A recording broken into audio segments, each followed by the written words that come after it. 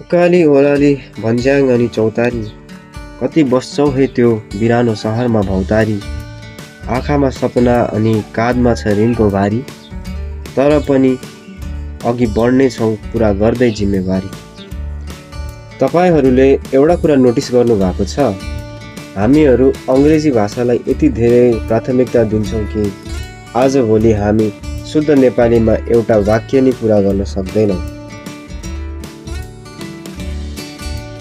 यो भन्दा अगाडिको वाक्यमा मैले पनि नोटिस भन्ने शब्द प्रयोग गरिसकेँ।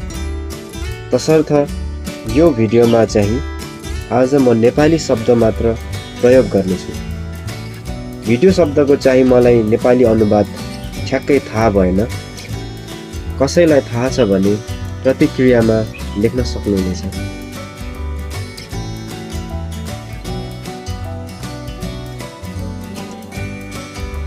र अहिले चाहिँ देख्न सक्नुहुन्छ यो सुन्दर मौसममा हामीहरू दानाबारीतर्फ लाग्दैछौँ।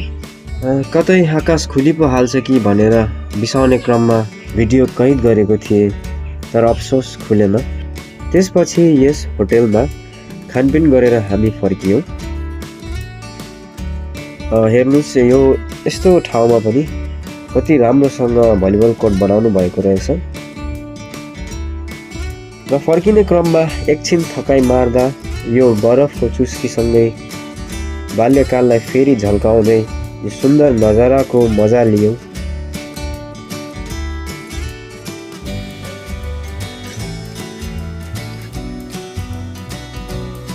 बरपिपलको यस चौतारीमा एकछिन नबिसाई त कसरी जाने। बिसाउने क्रममा बचेका खानेकुराहरू खाइसकेर फेरि बाटो लाग्यो। समग्रमा एकदमै रमाइलो यात्रा रह्यो। सायद मैले सुरुदेखि अन्त्यसम्म शुद्ध नेपाली नै बोल्न सकेँ होला। आवश्यकता अनुसार अरू भाषा सिक्ने क्रममा आफ्नो मातृभाषालाई चाहिँ नबिर्सिनु होला। यति भन्दै आजलाई बिदा हुन्छु। धन्यवाद अनि जय नेपाल। एकछिनै चिया त झन्डै बिर्सेको।